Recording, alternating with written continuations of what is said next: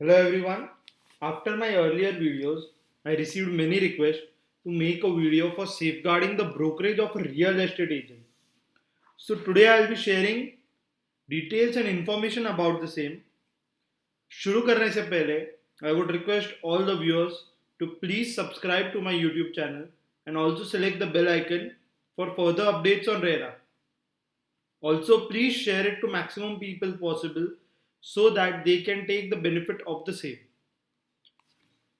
6 जून 2019 को महारेरा ने अपने रूल्स में अमेंडमेंट किए थे। यह अमेंडमेंट नोटिफिकेशन महारेरा की वेबसाइट पर अवेलेबल है।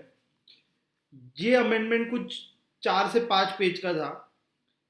इसमें एक बहुत ही इंपॉर्टेंट पॉइंट था that was related two clause 15A in the model form of agreement, जो 80 to 90% of the real estate agent and 50 to 60% of the developers को आइडिया नहीं है।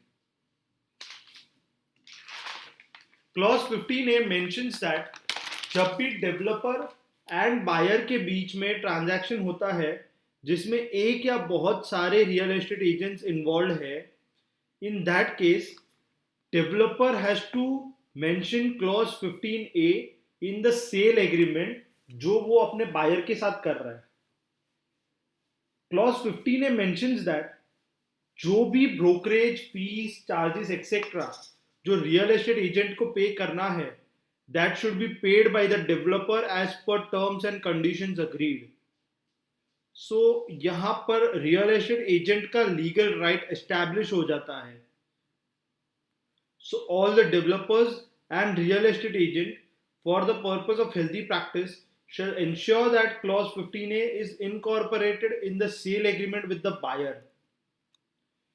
सो ये लीगल राइट एस्टैब्लिश करने के लिए रियल एस्टेट एजेंट को डेवलपर के साथ एक डॉक्यूमेंट करना होगा which shall specify percentage of brokerage, कितने टाइम में डेवलपर वो ब्रोकरेज पे करेगा and other terms and conditions. Also real estate agent should register under MSME, reason being अगर developer is a private limited और a limited company then वो developer को brokerage certain time limit में पे करना है, वो टाइम लिमिट गवर्नमेंट ने दिया हुआ है। So whenever a real estate agent invoice देता है अपने डेवलपर को,